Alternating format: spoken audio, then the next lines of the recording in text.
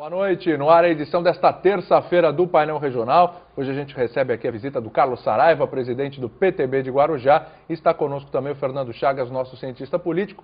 Sempre bom lembrar você aí de casa, para quem ainda não sabe, quem não viu o programa aí semana passada, ainda não foi informado, o Painel Regional é gravado no período de 10 de maio, começou lá na semana passada, até o dia 28 de maio, semana que vem. Por quê? A gente tem aí os Jogos da Unisanta, maior competição universitária do estado de São Paulo, e aí muitas vezes os jogos vão até um pouquinho mais tarde, você já acompanhou a semana passada, né? Teve jogo que foi até um pouquinho mais tarde, atrasa um pouquinho, e aí a gente preferiu, então, gravar os programas do Painel Regional, e aí a partir do dia 28, o último, na outra semana, 29, 30, dia 1º, né, de junho, 1º de junho, a gente já volta a fazer ao vivo, mas você pode deixar, claro, a sua participação no nosso e-mail. Acesse lá www.santaceciliatv.com.br, vai no link Programas em Painel Regional e aí você pode deixar a sua participação, a sua crítica, a sugestão, que a gente vai avaliando. Programas gravados, mas inéditos, né? Sempre bom lembrar, programas inéditos para você aí de casa. E a gente vai conversar com o Carlos Saraiva aqui sobre uma série de assuntos. Vamos falar sobre essa nova pesquisa, essa virada da Dilma aí para cima do Serra, né? Para muitos uma virada que aconteceu muito cedo, se fazia um planejamento, quem sabe, um pouquinho mais para frente, mas muito antes do período eleitoral. A Dilma já acaba conseguindo essa virada, pelo menos nas pesquisas. Vou falar da relação do presidente também com o Irã, lá, o presidente do Irã, Ahmadinejad, uma relação aí meio que perigosa, muita gente é contra, tem gente aí que é a favor, e a gente vai discutir um pouco essa questão e tantas outras questões também relativas à Baixada Santista. Carlos Saraiva, obrigado pela participação. Boa noite, né? Meio que boa tarde para nós que estamos gravando o programa, mas boa noite para o nosso telespectador, né? É isso mesmo. Boa tarde, né, William? Boa noite para os telespectadores, né? Primeiramente, né, William, acho que a gravação do programa em nada acho que atrapalha o desenvolvimento e toda a informação que o painel regional pode trazer para o telespectador da Baixada Santista, principalmente por tudo que representa os Jogos da Unisanta. Como você bem disse, acho que é o maior jogo universitário do estado de São Paulo. E como sempre, quero aqui inclusive parabenizar a Universidade de Santa Cecília pela iniciativa, né? Porque o esporte fortalece a educação e um país se faz pelo seu princípio maior, que é a educação e a cultura, né? A formação. Com certeza, em todos os sentidos. Eu não conheço uma outra maneira da gente buscar o pleno desenvolvimento, a qualidade de vida do nosso cidadão, que não seja através da educação e da cultura, né? É assim nas universidades norte-americanas, né? Valorizam demais o lado esportivo, não, né? Com certeza. Tem filho lá, inclusive, né? Com certeza, né? Eu acho que eles dão um valor enorme e é por isso que são um grande país, né? E nós temos tudo para sê-lo também, né? E acho que as nossas autoridades deveriam olhar com muito mais princípio para a educação, né? O Brasil tem que caminhar para consolidar a educação integral dos nossos jovens, né? Para que realmente a gente possa consolidar esse processo de formação e de desenvolvimento que o país precisa, né, Chagas? Lógico.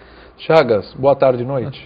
Boa tarde para aqueles que estão no estúdio e boa noite para os telespectadores, né? Só seguindo o teu raciocínio, William, realmente, nos Estados Unidos, tanto o high school como a universidade, elas seguem em paralelo com o esporte. E daí essa formação cultural e também esportiva dos Estados Unidos. Incentivo com bolsas de estudo, inclusive, para os atletas. O atleta só se torna profissional após ele concluir os seus estudos, né?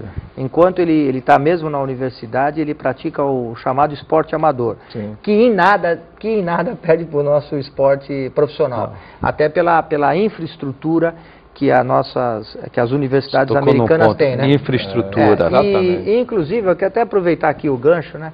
Eu vi semana passada, semana passada, no final da semana ou no fim de semana, uma reportagem falando sobre o aspecto de doações de fortalecimento à Universidade de Direito, da USP, né? Lago de São Francisco, e a polêmica que se criou em torno disso, né? Acho que sou mais do que favorável a esse tipo de procedimento adotado pela Universidade de São Paulo, e as pessoas desconhecem, deveriam conhecer um pouco mais do princípio educacional que passa em outros países e por que eles têm esse nível de desenvolvimento, né? Na Europa e nos Estados Unidos, todas as universidades, tá certo? Elas, além de terem recursos do governo, elas recebem recursos das empresas, de doadores. Então, vamos supor assim, o Chagas é um grande profissional e ele é formado... Você é formado por qual universidade? Unisantos. É formada pela Unisantos. Então ele se torna um grande profissional e amanhã ele quer retribuir a universidade que o formou, contribuindo financeiramente para isso. Ele tem todo o direito de fazê-lo. E aí, para isso, a universidade vai fazer uma homenagem a ele lá e tal, né? E isso é uma coisa mais do que natural, tá certo? E, além do que, isso ajuda a fortalecer. Nos Estados Unidos, por exemplo, os senadores têm cada senador no seu gabinete, ele tem um princípio de recursos orçamentários e ele escolhe para quem ele quer efetivamente destinar e investir. Recursos. Tá certo? Então, em vez de ele contratar funcionários, investir em propaganda, em marketing, ele investe numa determinada... Na formação numa determinada de um cidadão, não de um aluno. Se torna patrono daquela universidade. Você imagina se aqui nós usássemos o mesmo princípio. Os nossos deputados estaduais, federais e até mesmo os nossos senadores escolhessem instituições espalhadas por todo o Brasil e através da sua verba de gabinete ele pudesse estar contribuindo para o fortalecimento educacional do cidadão, né? Então nós temos muito a avançar, entendeu? Temos muito a crescer e avançar e com certeza não é vergonha nenhuma a gente olhar o que os outros têm lá fora para que a gente possa ampliar o nosso nível de conhecimento e de desenvolvimento. Claro. Vamos passar rapidinho sobre essas duas questões, do Lula com o Ahmadinejad e também da pesquisa, porque esse bloco está acabando e no próximo a gente tem um outro convidado também que vai participar aqui com a gente. Te surpreendeu essa pesquisa, a Dilma na frente, pesquisa da CNT Census, que mostra a Dilma aí com um pouco mais de 35%? Surpreendeu nesse momento essa virada? Não me surpreendeu porque quem acompanha o processo político está vendo duas situações um tanto quanto distintas, né? Acho que a gente está vendo aí uma atuação muito forte do governo federal na figura do presidente Lula e que de uma certa forma reflete diretamente na pessoa da ex-ministra, né? E em contrapartida a gente está vendo muitos problemas no governo do estado de São Paulo, tá certo? Principalmente na área de segurança, e que isso tem reflete indiretamente na pessoa do ex-governador José Serra, até porque ele ainda é parte integrante de todo esse processo de gestão que atravessa o estado de São Paulo.